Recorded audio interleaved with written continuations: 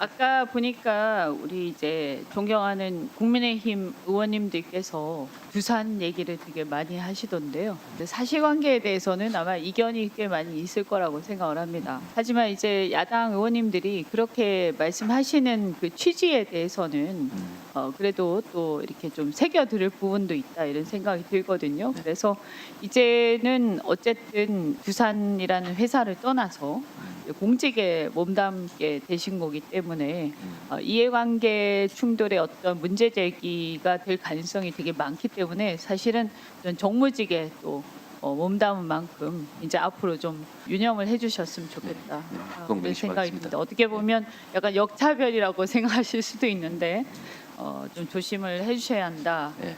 이 말씀을 드립니다. 아까 다른 분들이 아마 말씀 이미 질의를 하신 것 같은데요. 비슷한 취지로 말씀하셨을 겁니다. 근데 에너지 경쟁력이 사실은 산업 경쟁력입니다. 특히 최근에 정부가 이재명 정부가 AI 강국을 내세우면서 AI의 어떤 기술력 발전 이런 것에 대해서 굉장히 많은 심혈을 기울이고 있는데 사실 우리가 어떤 산업이나 제품이나 서비스에 대해서 그 경쟁력에 대해서 우리가 얘기를 할 때는 크게 품질과 가격에 대해서 얘기를 합니다. 뭐 이것은 이제 그냥 큰 틀에서 보면 품질이 얼마나 좋냐, 그리고 원가 경쟁력이 얼마나 있느냐, 이 두 가지 측면에서 경쟁력을 갖추는 것을 생각하지 않겠습니까?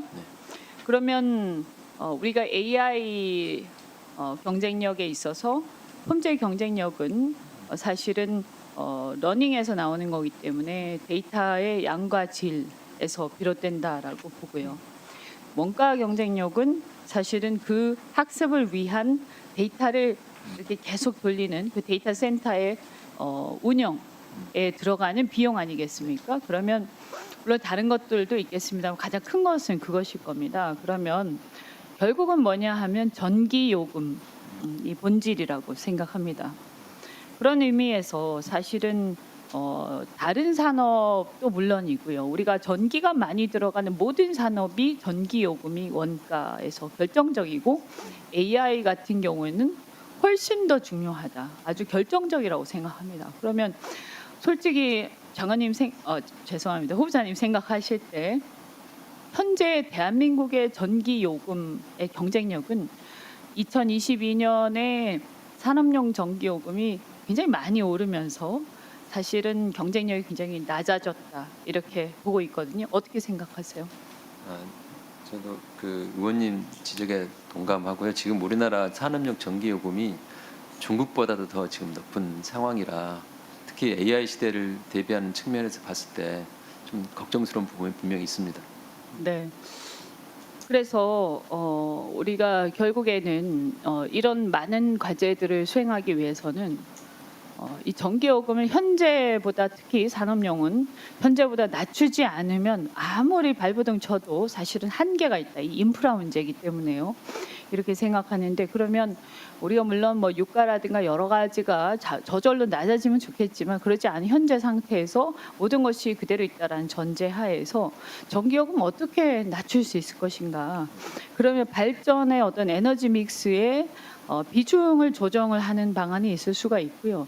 여러 가지가 있을 수 있는데 또 발전의 효율성을 높이는 방안 여러 가지가 있을 겁니다. 에너지 전문가시니까 그런 의미에서 저는 이 에너지 정책이 지금 산자부 산하에 있는데 이 에너지 정책을 산업과 분리해서 하는 것은 지금 시대에서는 굉장히 위험한 발상이다 이런 생각을 하는데 어떻게 생각하십니까?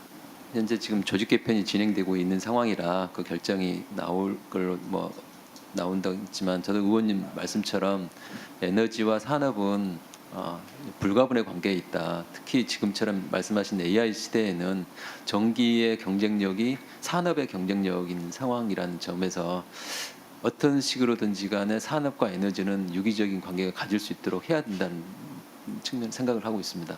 네, 그래서 물론 이제 이 에너지라는 것이 또 자칫 우리가 화석 연료로 인한 환경 문제 이런 걸 소홀히 할 수는 없지요. 그러나 그것이 또 주객이 전도되어서 우리가 이 국제적인 경쟁 상황에서 뒤떨어지는 낙오되는 상황이 와서는 또 안 되지 않겠습니까? 그래서 향후에 저는 잘 되실 거라고 전제하고 나중에 잘 되시면 장관이 되시면 이것을 꼭 명심하시기 바랍니다. 네, 그렇게 하겠습니다.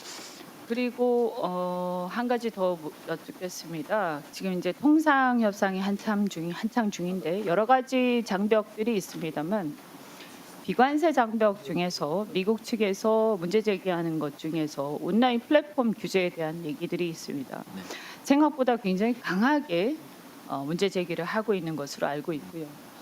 사실상 EU에서는 한 발 지금 물러서고 있는 상태 아닙니까?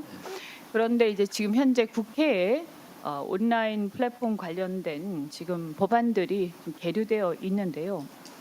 미국에서는 이런 개정안 등이 우리가 이제 계속 설명을 하고 있어요. 이것이 미국 기업에 대한 차별적 규제는 아니다라고 아마 우리 정부 측에서 계속 설명을 하고 있음에도 불구하고 여기에 대해서 수긍을 잘 못하고 있는 것 같은데 어쩌면 이제 사실 이 어떤 구체적인 내용을 들여다보지 않더라도 전반적으로 온라인 플랫폼 사업 자체에 대한 규제 자체를 굉장히 어떤 과도한 규제로 바라보고 있는 게 아닌가 하는 걱정이 됩니다. 그래서 이 문제에 대해서 후보자께서 어떻게 생각하시고 어떻게 대응할 생각인지 간단하게 말씀해 주시면 좋겠습니다. 지금 국내적으로는 온라인 플랫폼에 대해서 독과점 이슈, 공정거래 이슈 다양한 분야에서 문제 제기가 있는 걸로 알고 있습니다. 다만 지금 협상 과정에서 미국 측의 압력은 EU나 일본이나 다른 나라 사례를 봤을 때도 굉장히 강한 상황이고요. 이 이슈가 이거 하나만 가지고 풀 수 있는 이슈는 아니고 다른 다양한 이슈들과 같이 지금 테이블에서 한참 지금 논의 중에 있는 상황이라 결과가 어떻게 나올지는 정말 예측은 못하겠는데 이제 우리 협상팀의 어떤 궁극적인 가치는 일단 우리 국익이 가장 최우선으로 전체 형량을 해서 그런 원칙하에서 지금 협상 중에 있던 내용을 말씀드리고 구체적인 내용까지는 말씀드리기가 좀 어렵다는 점 이해해 주시면 감사하겠습니다.